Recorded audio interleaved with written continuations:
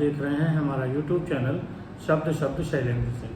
आज हमारे साथ खास मेहमान हैं शिवा गुप्ता जी, जिनका बंसिका एडवर्टाइजिंग कंपनी है।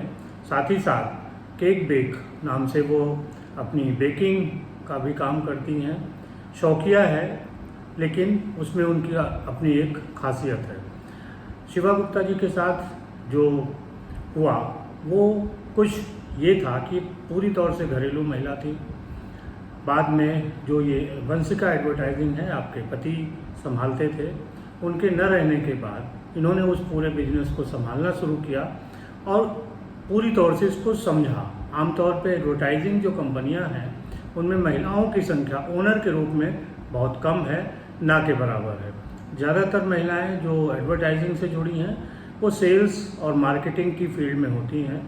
तो ऐसे में शिवाजी को कैसे काम समझ आई, क्या चुनौतियां थीं, अकेली महिला होने के नाते जब उन्होंने काम शुरू किया, समाज में क्या दिक्कतें आईं, इन सारे मुद्दों पर हम बात करेंगे। क्योंकि बहुत सारे लोगों के साथ ऐसे हादसे हो जाते हैं और कई बार वो टूट कर घर परिवार के जो झाड़ दीवारी होती है उसके अंदर ही रह जाते हैं, वो अपने आप को संभाल नहीं पाते।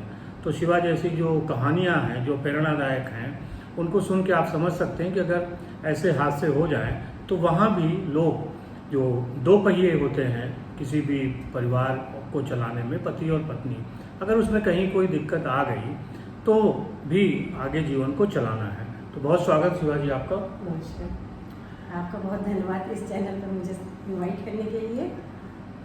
पहले कैसे एडवर्टाइजिंग संभाली आपने, क्योंकि आपने पहले कभी सीखा तो था नहीं। एक्चुअली मेरे हस्बैंड की डेथ के बाद से मेरे ऊपर अचानक ही ये हो जाया कि मैं इसको कैसे करूँ, क्या करूँ। फैमिली में भाई एक बेटा किसी ने खोया है तो दुख तो था ही, तो लेकिन मैंने सोचा मैं इसको नहीं संभालूंगी तो कौन संभालेगा, क्योंकि मेरे आगे दो मेरे बच्चे थे, उनको मुझे संभालना था। तो मैंने ये डिसीज़न लिया कि मैं ही इस कुर्सी पे बैठूंगी, मैं ही उसको चलाऊंगी। टचवुड है कि मेरे पेरेंट्स, मेरा स्टाफ मेरे साथ था। मैं बिल्कुल अननोन थी इस बिज़नेस से, तो मेरे स्टाफ ने मुझे सिखाया कि क्या बिज़नेस है आपका। मुझे पता तक नहीं था कि मेरे हस्बैंड क्या बिज़नेस करते हैं। बिल्कुल टोटल हाउसवाइफ थी मैं। तो उन्होंने सिखाया और आज तक मैं उन्हीं के सिखाए कदम से चल रही हूँ। उन्होंने मुझे जैसे बताया मैं चल रही हूँ और सक्सेस भी हूँ। अच्छा, उस समय कभी ऐसा नहीं लगा कि जब पति थे तो अगर मैं भी सीखती तो शायद अच्छा था और तब संभालना इजी होता? एक्चुअली क्या है, उस समय मेरी बड़ी फैमिली थी, ससुराल बहुत बड़ा था, तो पूरे लोगों की जिम्मेदारी, सास ससुर सबकी जिम्मेदारी थी और बस बच्चे संभालो, खाना बनाओ और पति और सास ससुर की सेवा, यही सब था मेरा काम। और कभी सोचा भी नहीं। हमारे हस्बैंड कभी एक्चुअली वो सोचते थे कि मेरी वाइफ को मैं निकालूंगा, थोड़े बच्चे बड़े हो जाए। वो मेरे लिए एक फैक्ट्री प्लान कर रहे थे जो सॉस बनाने की थी, बाकायदा पूरा प्लांट भी लग गया था। लेकिन मेरे भाग में ये था कि मुझे ये बिजनेस संभालना है, तो इनके जाने के बाद मुझे वो ड्रॉप करना पड़ा।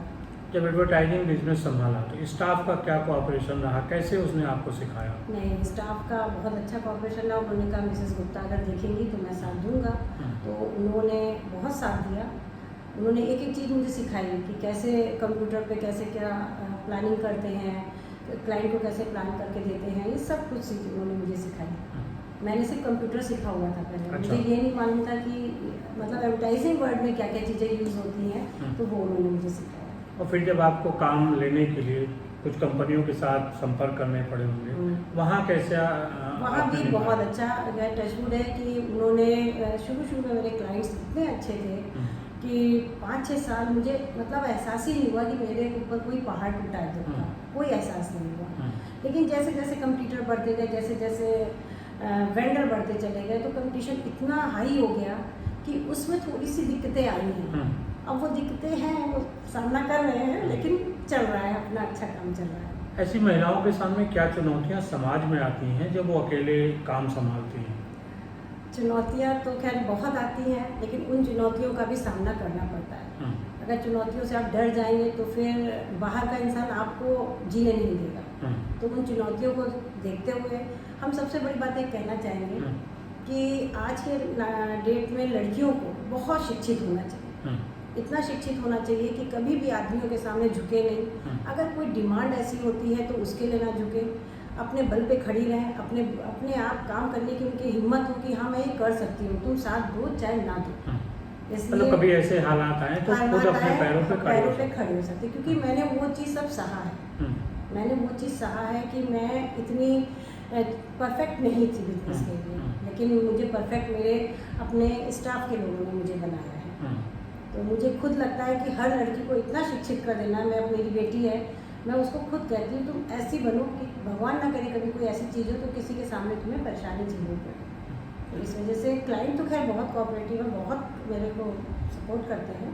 क्या दुनिया बदली है एडवर्टाइजिंग को लेके? अब थोड़ा बिजनेस पे बात करिए। बहुत बदली है। पहले इतने सिंपल तरीके से काम होता था, वर्क आया, वर्क हम लोगों ने उसको कर दिया, सब कुछ कर दिया, बात खत्म। अब वो चीज़ नहीं है। अब काम के लिए बहुत ज़्यादा दौड़ भाग करनी होती है, हर तरह की प्रॉब्लम्स आती हैं, डिमांड्स होती हैं, हर बहुत प्रॉब्लम्स हैं। अब मैं आपसे शेयर नहीं कर सकती हूँ, लेकिन बहुत प्रॉब्लम्स हैं इस समय होती हैं। अच्छा, जब आप एडवर्टाइजिंग में आपका अपना स्टाफ है तो उसकी डिज़ाइनिंग से लेकर मार्केटिंग तक के सारे काम होंगे, कितना स्टाफ है जिसके साथ आप काम करती हैं? हमारे यहाँ स्टाफ देखिए होता क्या, हम लोगों का काम है, एक सेल्स का होता है कि क्लाइंट्स को हैंडल करना, एक सेल्स मैनेजर का काम होता है, अकाउंट्स का काम होता है, फील्ड का काम होता है। तो हमारे यहाँ अभिषेक चल रहा है, वो सेल्स देखते हैं। अच्छा। और अकाउंट्स भी में 2-3 लोग हैं। तो इस तरह से फील्ड वर्क है। और क्या कहते हैं, फिटर्स से होते हैं जो एग्जीक्यूट करते हैं, फ्लैक्स लगाते हैं।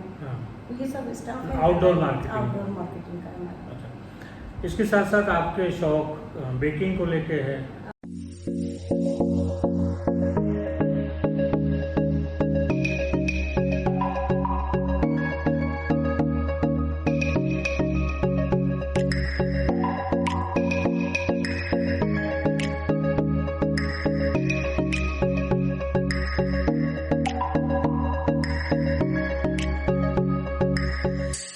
बेकिंग हमारी शादी से पहले भी था।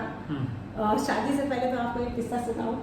मुझे केक बनाने का बड़ा शौक था, पर मुझे ये नहीं मालूम था कि उस केक में क्या क्या पड़ता है। मैंने कभी सीखा नहीं था। एक बार मैंने ऐसे केक बनाया और केक वो फूला नहीं, उसमें ओवन तो हुआ नहीं करता था, तो फूला नहीं। तो पापा बोले कि केक ऐसा है, तो हमने फेंक दिया। हमको कुछ समझ में नहीं आया केक में कमी क्या है। पता चला उसमें चीनी ही नहीं डाली मैंने। तो वो एक दिमाग में मेरे रहा कि मुझे अब बेकरी करनी है। वो अभी 5-6 सालों से मैंने उसको मैंने खुद बनाया, खुद यूट्यूब से देख देख के सब सीखा। तो फिर मैंने जब देखा तब मैंने अपने आप को परफेक्ट किया। चॉकलेट्स में हर तरह के बना लेती हूँ, डोनट्स, केक हर तरह के, बॉल्स है, हर मतलब कोई भी बेकरी आइटम, कुछ भी, बिस्किट्स। अच्छा। आटा ओट्स के बिस्किट तो समझिए मैंने खुद जनरेट किया, जो मेरी कॉलोनी में बहुत लोग पसंद करते हैं, वो हम ही से लेते हैं। तो कभी आगे नहीं है मन में कि इस बिजनेस को आगे बढ़ाएंगे? बिल्कुल बिल्कुल, मेरा ये है कि मैं बनाऊंगी कुछ बेकरी से रिलेटेड, या तो मैं आउटलेट खोलूंगी या फिर जो भी आगे ऑनलाइन करूँ, कुछ करूँगी। अच्छा। अभी थोड़ा सा इस बिजनेस में भी टाइम देना पड़ता है फुल फ्लैश, तो उस बिजनेस को एक साइड बाय करते हैं। अभी एक नया बिजनेस मैंने चाइनीज़ रेस्टोरेंट खोला है, तो उसमें मैं अपने बेटे को मैंने मतलब उसकी भी डेकोरेशन पूरी हो गई थी। अच्छा। तो ये है, उसको भी कैरियर उसका भी बनाना है, तो मैंने चाइनीज़ रेस्टोरेंट खोला है। फूड रेस्टोरेंट बना के दिया, उसके पीछे कुछ अपनी सोच थी? अपनी ही सोच थी, अपनी ही सोच थी। एक्चुअली बेटा का ये नहीं था कि मुझे ये करना है वो करना है, पर उसने कहा कि मम्मी मुझे आपके बिजनेस में नहीं जाना है, आप ये बिजनेस संभालो, मैं कुछ अलग बिजनेस करूँगा। तो मैंने कहा अलग बिजनेस करेगा, तो एक्चुअली हम लोग चाइनीज़ चीज़ें बहुत पसंद करते हैं, मोमोज मेन है उसमें। तो फिर ये हुआ कि चलो यही क्यों नहीं लेते। फिर मैंने एक फ्रेंचाइजी ली है मोमोज की, तो फिर मैंने उसी में कहा चलो तुम ये देखो भाई, MBA कराना है, लाइव MBA मैं उसे करा रही हूँ, और टच वुड है कि वो बहुत अच्छे से सीख गया 1 साल में ही।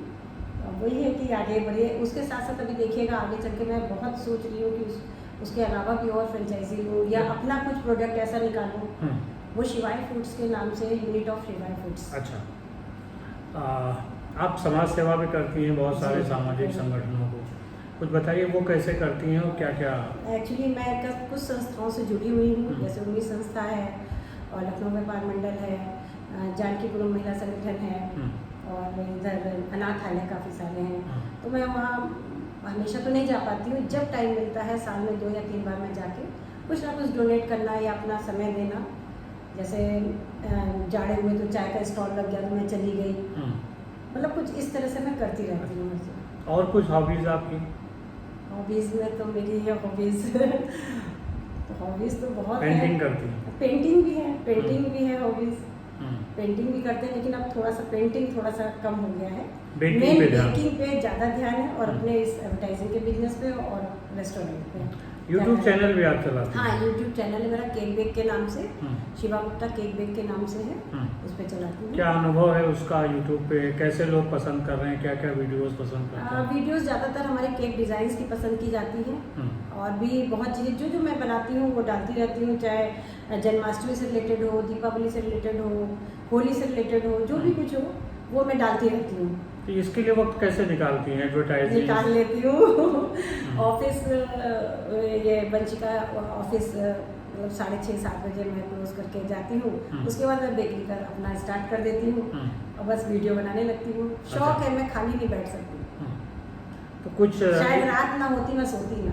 अच्छा, कुछ टारगेट है कि हमको कितने वीडियो रोज डालने हैं या कब कब डालने हैं, क्या चीज़ें डालनी हैं? मतलब एक दिन में एक ही डाल सकते हैं। अभी कुछ 2-3 महीनों से नहीं डाल पा रहे हैं और अच्छा। फिर से मैं स्टार्ट करूँगी डालना। कुछ बिजी व्यस्तता के कारण नहीं डाल पाई, अच्छा, डालूंगी। तो जो आपके व्यूअर हैं जो उसमें देखते हैं वो क्या क्या डिमांड करते हैं? किस टाइप के केक डिमांड करते हैं कि आप और डिज़ाइन डालिए, आप अच्छा। और डिज़ाइन डालिए और करिए, तो लेकिन वही मैं फुलफिल बहुत कम कर पाती हूँ चीज़ें, लेकिन हाँ डिज़ाइन जैसे जैसे मेरी बनती मैं डाल देती हूँ इसमें। केक में क्या बदलाव हुआ जब से आपने शुरू किया और आज में? केक में बदलाव बहुत हुआ है। केक में जो आप देखते होंगे यूट्यूब पे, जैसे फॉन्डेंट आ गई, एक नई चीज़ फॉन्डेंट आ गई है।